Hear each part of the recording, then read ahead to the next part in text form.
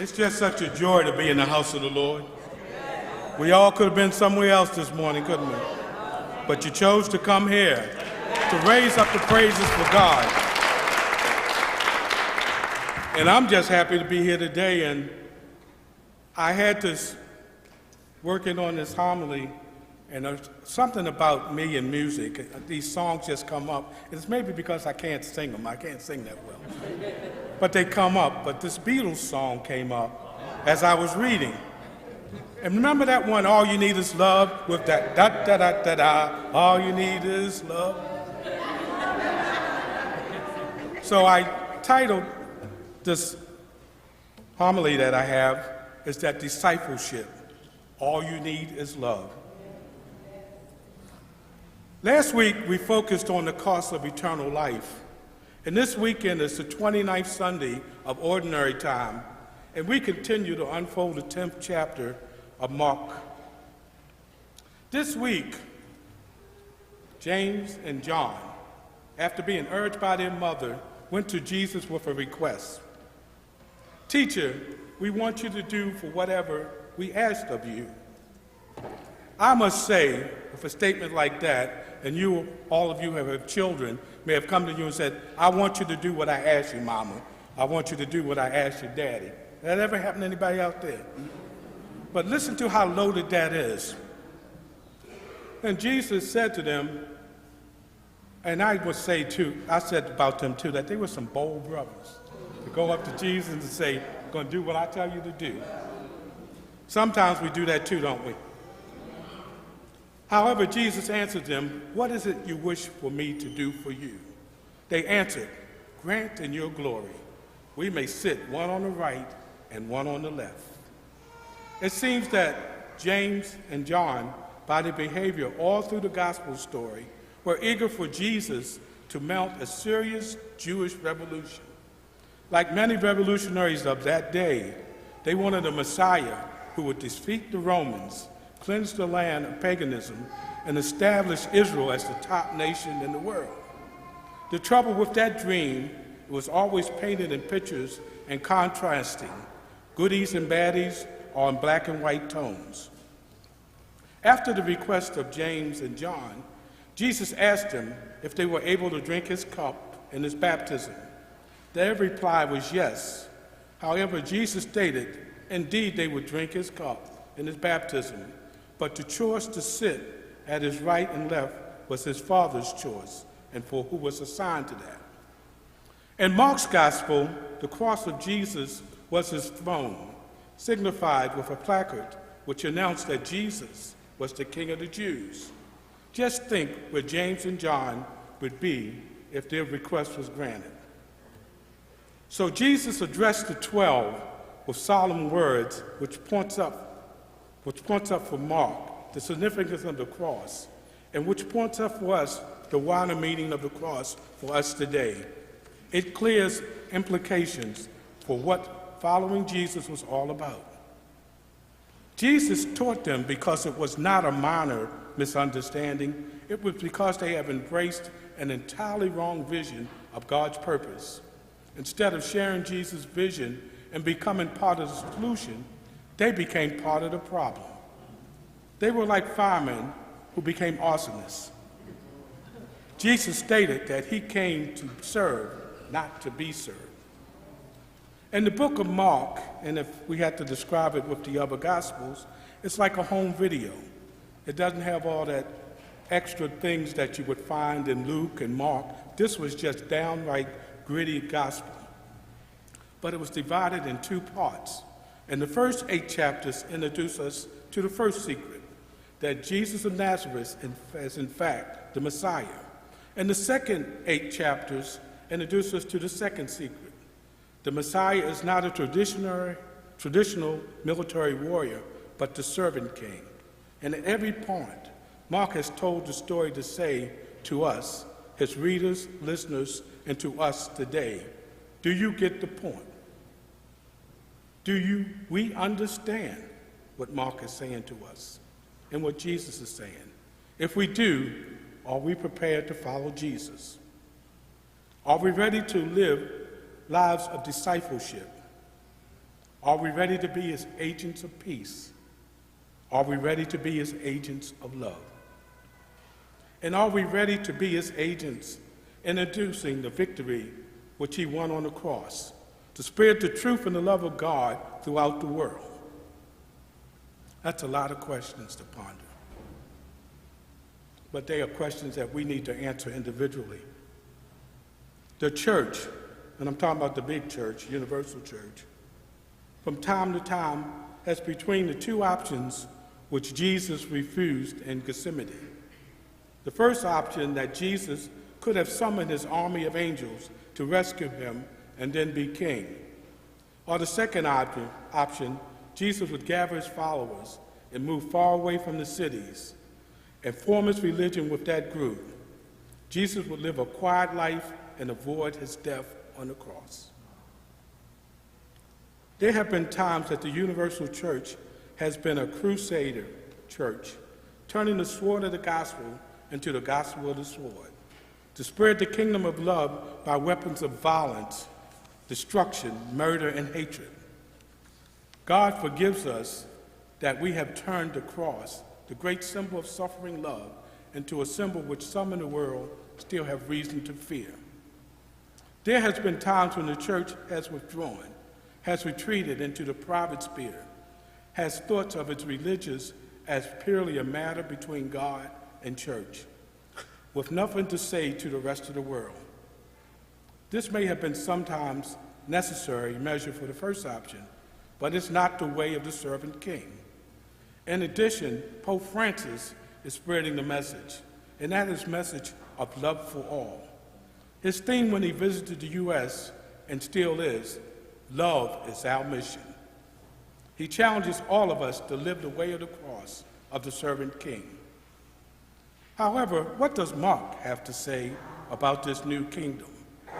Mark invites us to stop projecting the guilt and fear we feel inside ourselves out on the rest of the world.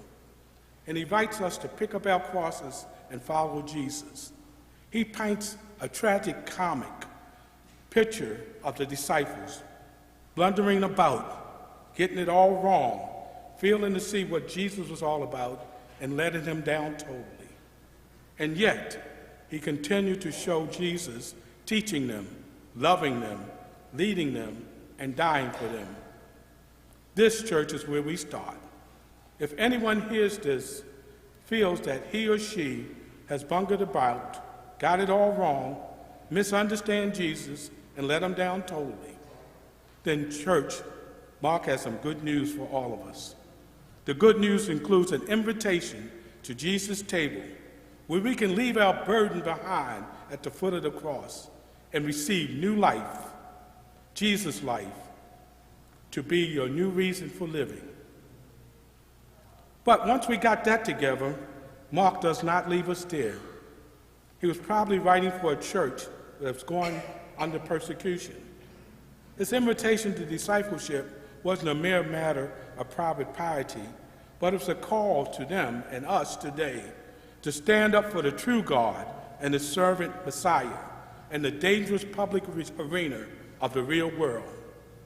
He invited us then, and Pope Francis invites us again, to become the solution instead of part of the problem.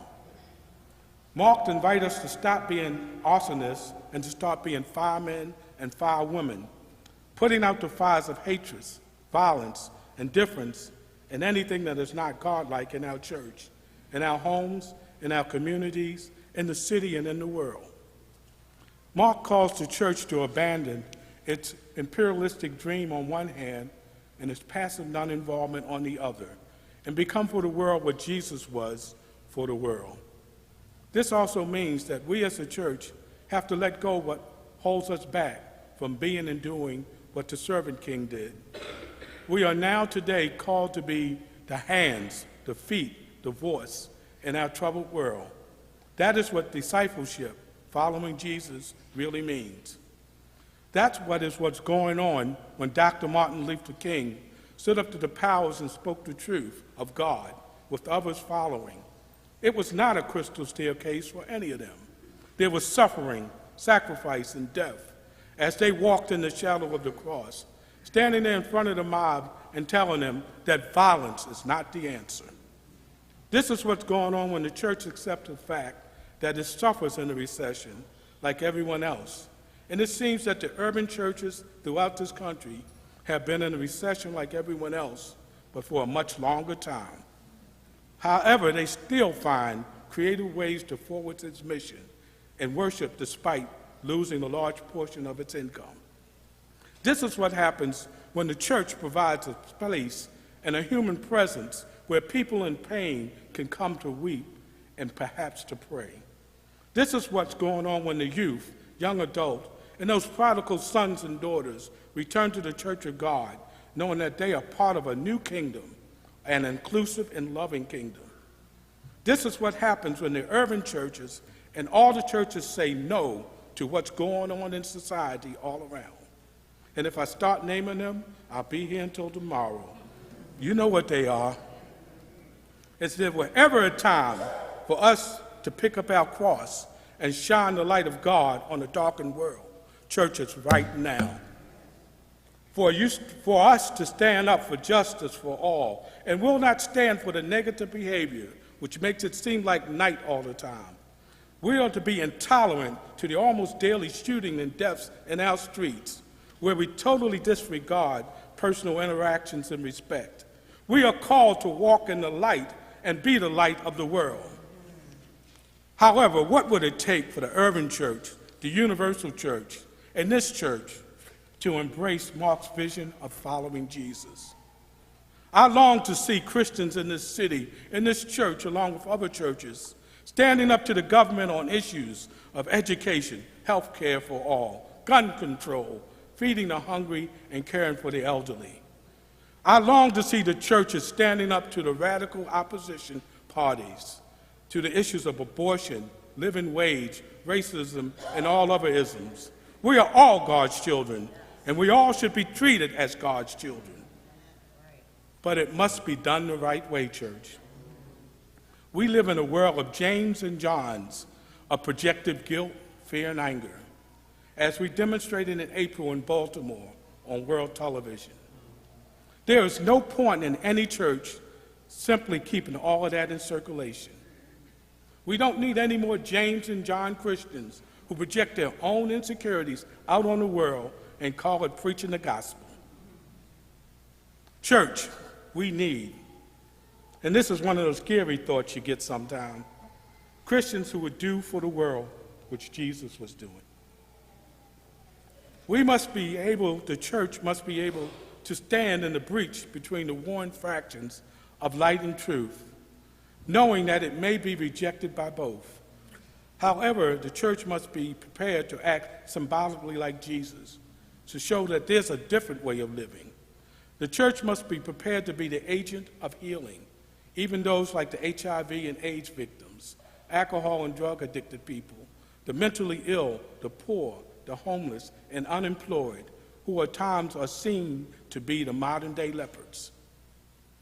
Taking up the cross is not a merely passive operation. It comes about as the church attempts, in the power of the Spirit, to be what Jesus was for the world, announcing the kingdom, healing the wounds of the world, challenging the power structures that keep anger and pain out of circulation.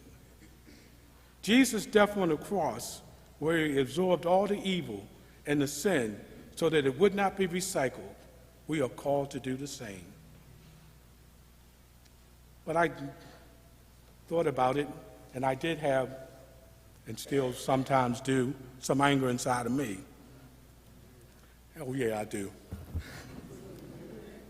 And I had a situation, and I don't know if anybody else had this kind of situation, where somebody just bamboozled and beat them up, and you were planning how to get them. I'm not going out of school with that, Emma. You know what I'm talking about. And I waited for 2 years plotting, getting ready, because when I saw that person again, I was going to hammer them and call them all kinds of names. And I prayed on it, and I prayed about it, and I told you the last time about the double-edged razor. It was cutting me up when I was writing this homily. So I prayed on it, and last week something happened with the gospel.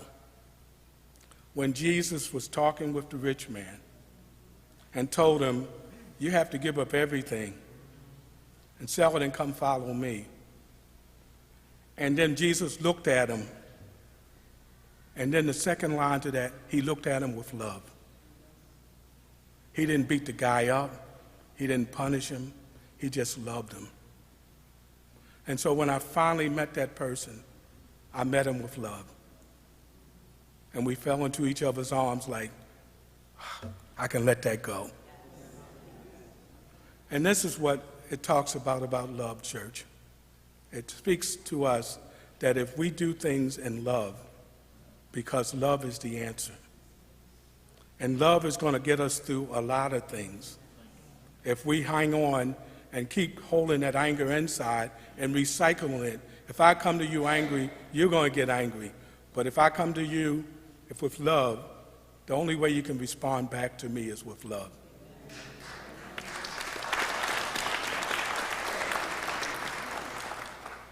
And this is what we have not seen. What might happen if those who worship the servant king, now enthroned as Lord of the world, where we take him seriously enough to take up our cross and follow him? But that's what Mark reminds us. It's precisely what the servant king calls us to do. We are to love when it's convenient, love when it's inconvenient, love an agape type of love, serving people with love and not just faking it.